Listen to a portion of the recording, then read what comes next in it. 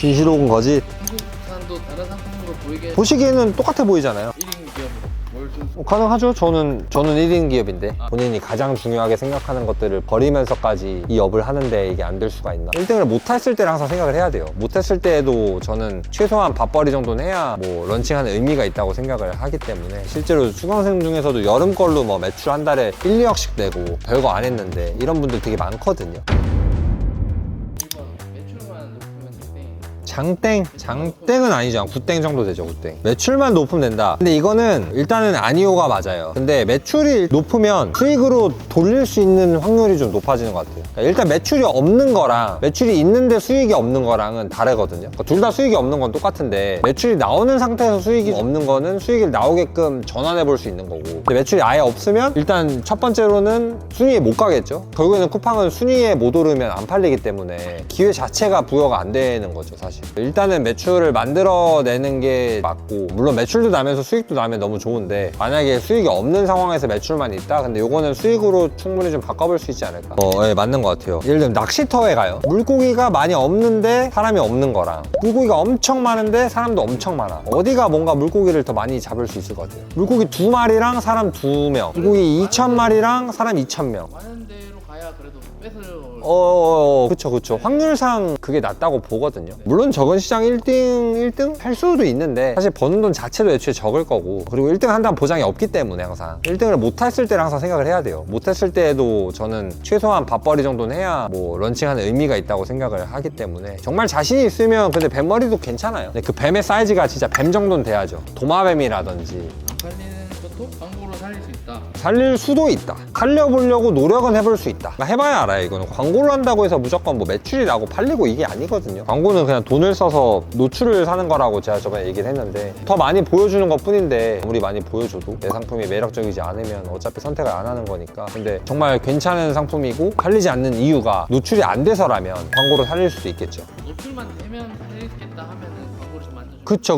그러니까 노출이 안 돼서 안 팔리는 거는 노출을 늘려줘야 되잖아요. 그럼 광고를 하면 팔리겠죠. 살릴 수 있겠죠, 그런 것들은. 근데 노출이 잘 되고 있는데도 안 사. 그 구매 전환율이 매우 떨어지는 상품들인 건데, 그런 것들은 광고를 돌리면 팔리게 하겠지만 광고비가 더 많이 나가는 상황이 어차피 일어날 거기 때문에. 1688 사진은 믿지 마라. 품질 예, 그런 것 같아요. 사진은 굉장히 예쁘게 잘 나오니까 사고 싶게, 근데 받았을 때는 사기 싫게 오니까 이런 것들을 확인해야 된다. 샘플링 안 하면 100% 망한다. 100%는 없어요, 항상 얘기하지만. 근데 망할 확률이 매우 높다. 100%에 가깝다. 분명히 문제가 일어난다. 품질에 큰 차이가 없을 것 같은 상품들은 샘플링을 안 하고 하는 경우도 간혹 있는데, 또는 급하게 런칭이 하는 경우라든지, 결국에는 수정을 해요. 저도 그런 상품들은 수정을 하고 문제가 또 일어나긴 하더라고요. 결국에는 품질에 이슈가 있으면 팔다가 정지가 되는 사례가 굉장히 많거든요. 그래서 그걸 감안하고 하는 거는 괜찮은 것 같은데, 그럴 일을 굳이 안 만들려면 샘플링을 하는 게 저는 맞다고 보죠. 한국산도 다른 상품으로 보이게 만들 수 있다.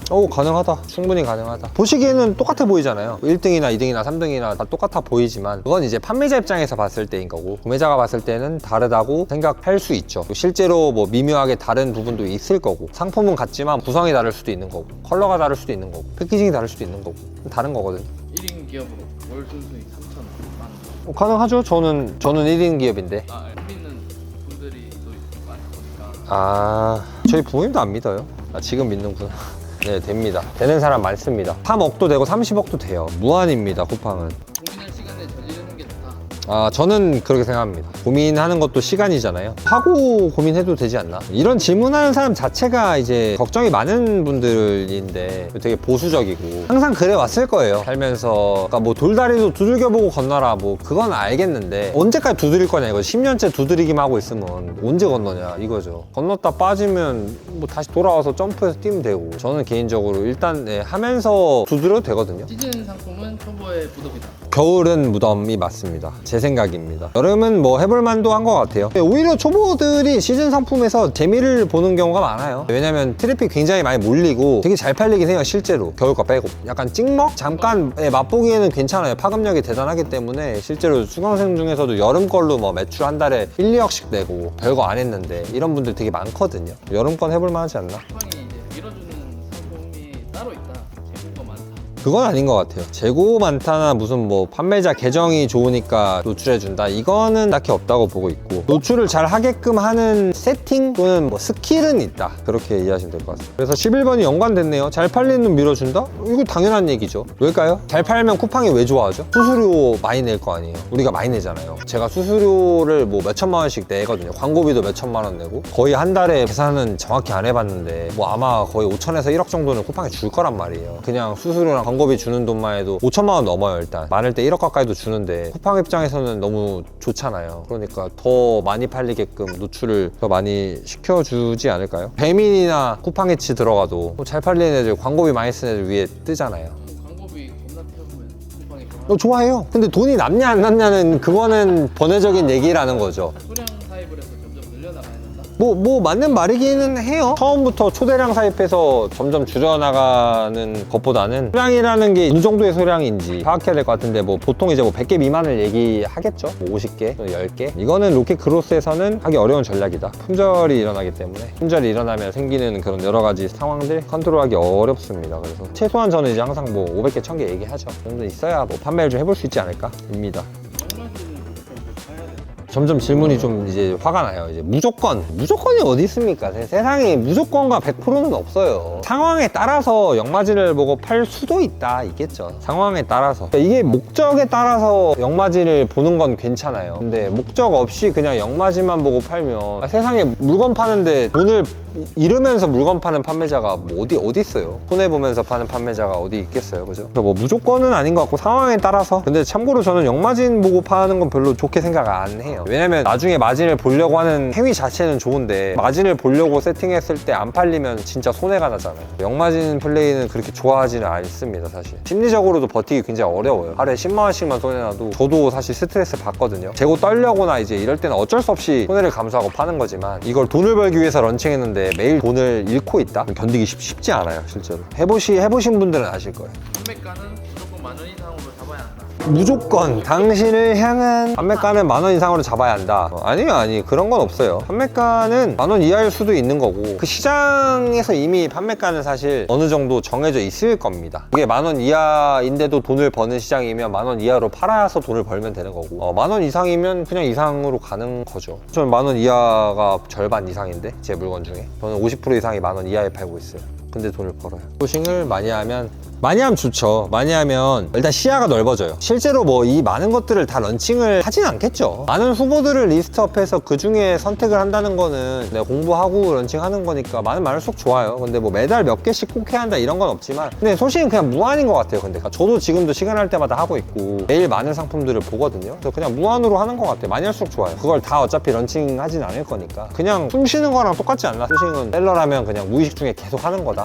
엊그저께 저기 친구 재고의 중요성에 대해서 좀 또 느꼈단 말이에요. 이제 그런 거예요. 그러니까 저 친구가 이제 상품을 런칭한 게 있어요. 판매량이 좀 아쉬워서 가격을 1,000원 내렸거든요. 1,000원. 물론 저가 상품이에요. 이제 뭐 10,000원 내외 상품인데 1,000원 낮췄는데 하루에 뭐 몇십 개 정도 팔리던 상품이 몇 시간 만에 몇백 개가 팔린 거죠. 좋아요. 그러니까 많이 팔렸으니까 좋아하면 돼요. 그냥 200개 팔면 60만 원 번 건데, 문제는 재고가 없는 거예요. 그러니까 재고가 많지 않고, 그리고 자기는 1,000원을 낮췄을 때 파급력을 이 정도라고 기대를 안 했는데 갑자기 막 10배씩 팔려버리니까 재고 부족으로 다시 이제 가격을 원상화해서 지금 발주를 했는데, 문제는 또 설날이죠. 좀 있으면 물건이 3월 말일이 나온대요. 뭐 한 달 반 남았어요. 참 아쉽죠. 사실 지금 물건만 있었으면 저 친구 지금 한 달에 내가 봤을 때 최소 2,000은 벌 것 같은데, 1,500, 2,000을 버는 건데 물건이 준비도 안 돼 있고, 그리고 사실 아쉬웠던 거는 그 정도의 파급력이 나오는 가격대로 한번 팔아봤으면 본인이 충분히 준비할 수 있었을 텐데, 거기에 대응할 수 있었을 텐데, 그게 너무 아쉬운 거예요. 근데 지금 1년째 저러고 있어요. 1년째. 그 상품 하나 런칭해서 1년째 좀 팔리나 싶으면 또 품절, 다시 키워서 좀 될라 하면 또 품절. 저도 잘 모르지만 상황을 많이 들고 와두면 되지 않나? 돈이 많이 들어가는 거고, 대출도 받았어요. 그래서 사실 맞아요. 재고가 많으면 안 팔리면 납돈되고 잘 팔리면 팔면 되는데, 사실 그 솔직히 말하면 돈이 뭐 모자란 건 아니었어. 내가 봤을 때는 많이 시켜도 될 정도의 돈은 갖고 있었는데 본인도 불안한 거지. 이걸 사와서 안 팔리면 묶이잖아요, 돈이. 계산을 해서 자기 나름대로 시켰다고 하는데, 그 제가 봤을 때는 너무 적은 양이었고, 두 번째는 이제 강단이 없어요. 그러니까 사실 돈이 좀 모자르면 저 친구가 차가 있단 말이에요. 차가 5천만 원 정도 돼요. 현금차예요. 저였으면 차 팔거든요. 아니면 차 담보로 돈을 빌려서 그 돈으로 물건 다 샀어요. 저였으면. 그거 벌어가지고 한 달에 2천씩 벌면 저 친구 꿈이 지바겐 타는 건데 그거 바로 사면 돼요. 10대 살 수 있어요. 10대. 그거는 포기 못 할 수도 있는 거고 사실. 그래서 집도 포기하고 여기 오신 분, 막 여자친구가 헤어지고 온 사람, 이런 사람 있잖아요, 수강생 중에. 아니면 저처럼 머리를 빈다든지 이런 사람들이 저는 이제 된다고 보는 거죠. 본인이 가장 중요하게 생각하는 것들을 버리면서까지 이 업을 하는데 이게 안 될 수가 있나. 그러니까 그런 분들은 뭐 지금 당장 아니어도 분명히 나 올해 뭔가가 있을 거라고 봐요. 각오가 다르기 때문에. 근데 그렇게 크게 막 대출을 해서 했다가 파산하고 막 무너지는 사례들도 있잖아요. 그러니까 전제 조건이 돈을 빌려가지고 불확실한 데 나가나, 그러니까 뭐 될 것 같은데 이런 데 넣으라는 게 아니라 되고 있는 상품 있잖아요. 그러니까 진짜 그러니까 매일 치킨이 100마리씩 주문이 들어와. 그럼 닭을 사놔야 될 거 아니에요. 매일 주유소에 사람이 와. 기름이 있어야 될 거 아니야. 그럼 기름이 없는 주유소 있는 거 아세요? 가끔 있어요. 근데 이해가 안 가는 거예요. 이 사장은 무슨 생각을 갖고 사업하는지 난 이해가 안 돼. 실제로 품절이 나는 경우가 되게 많더라고요. 잦아요. 저도 가끔 있어요. 지금은 저는 절대 품절을 안 일으키게 하는데, 물론 제가 품절 가끔 나는 경우는 제가 진짜 무신경해서 그런 경우는 진짜 특이한 케이스고, 지금은 그래서 이렇게 재고가 많잖아요. 저는 그냥 안 팔려도 시켜놓거든요. 그걸 아니까, 그 중요성을. 거기에 대해서 경험이 없는 사람들이, 그런 건 어쩔 수 없어. 경험이 없으니까. 근데 이번은 결국엔 또 돈 때문이에요, 사실은. 이게 재고를 갖고 있는다는 거는 돈을 내가 묶어놓는다는 얘기인데, 돈이 무한하지 않다 보니까 잘 아껴서 쓰고 싶을 거 아니에요. 그리고 안 사왔을 때 안 팔리면 어떡하지, 이런 불안함들이 있기 때문에, 그러니까 한두 번이야 뭐 겪을 수 있어. 근데 이제 세 번, 네 번째는 그러면 안 된다 이거죠. 품절난 상품들이 간혹 있었거든요. 그리고 이제 경쟁사들도 보면 품절 가끔 나요. 근데 다시 채워주면 다시 올라가거든요. 그러니까 그 얘기는 그 전에 데이터들이 남아있다는 얘기예요. 뭐 리셋이다가 아니라 품절이 되면 내가 그 못 파는 기간 동안 다른 사람들이 파니까 내가 점수를 못 받는 것 뿐인 거지, 상대적으로. 1년에 예로 우리가 뭐 이런 거예요. 뭐 여기서 부산까지 차 2대가 동시에 출발해요. 한 대는 안 쉬고 그냥 가요. 한 대는 잠깐 휴게소에서 쉬어요. 휴게소에서 쉬는 게 저는 이제 쿠팡에서 보면 품절이라고 생각을 해요. 왜냐면 차가 이동을 안 하고 있으니까. 근데 쉰다고 해서 우리가 다시 출발점으로 돌아가서 출발하나요? 아니죠. 거기서부터 가는 거죠. 그래서 도착 시간은 물론 좀 늦어졌지만 결국에 가잖아요. 그리고 엑셀을 더 밟아서 빨리 가면 내가 더 빨리 도착할 수도 있잖아요. 잠깐 쉬었지만. 그러니까 그런 의미로 보시는 게 맞는 것 같아요. 근데 그 기간이 길면 안 되죠. 길면 이미 쟤는 가 있고 나는 아직도 거기에 있으니까 그 격차가 많이 일어날 거 아니에요. 그래서 기간이 길면 안 되는 거지. 품절이라고 해서 뭐 큰일이 나는 건 아니다. 뭐 휴게소 잠깐 들린다 해서 큰일 안 나듯이. 그래도 안 나는 게 제일 좋죠. 웬만하면 예측을 잘 해서, 대비를 잘 해서 안 나는 게 제일 좋긴 하죠. 요번에 인터뷰 갔을 때 네네. 다 했다던 말이 있던데 자꾸 이제 저한테 사관학교 몇 기까지 하실 거냐고. 왜요? 이렇게 물어보면 그만했으면 좋겠다. 강의비로 물려라.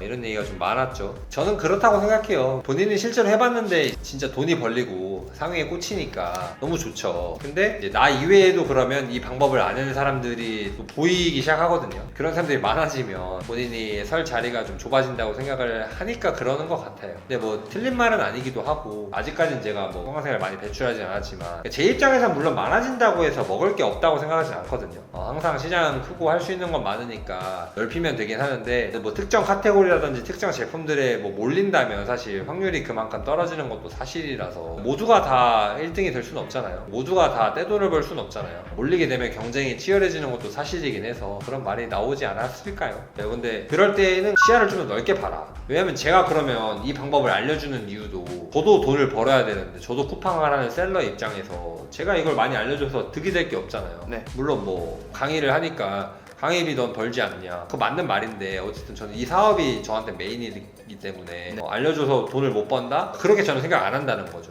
난 다른 쪽으로 가면 되는 거고, 다른 제품을 하면 되는 거고, 저는 상관이 없다라는 주의인데, 어차피 또 강의를 저만 하는 것도 아니고 쿠팡 셀러가 그리고 하루에 몇백 명, 몇천 명씩 생길 텐데 그 사람들과 경쟁하는 거니까 좀 빨리 이제 배워서 빨리 자리를 잡으면 개인적으로는 더 좋지 않을까, 이런 생각이긴 합니다. 솔직한 생각이긴 해요. 한 살이라도 어릴 때, 그리고 쿠팡에 사실 지금 좀 뭐 말이 많죠. 그러니까 오히려 이렇게 안 좋고 저점일 때, 셀러들이 많이 유입이 안 될 때, 이럴 때 해서 잘 다져놓으면 어차피 쿠팡은 대한민국 1등 쇼핑몰이니까 그건 안 변하니까, 다시 잠잠해질 때 고객들은 더 많이 들어올 거고, 쿠팡도 좋은 정책들을 많이 내놓을 거니까 전 좋지 않을까 싶어요. 그래서 저 1월 달에는 이제 이걸로 1,900만 원 정도 벌었고, 2월 달에는 일단 현재까지 1,700? 네, 이니까 뭐 2천만 원 정도 지금 런칭을 12월에 했는데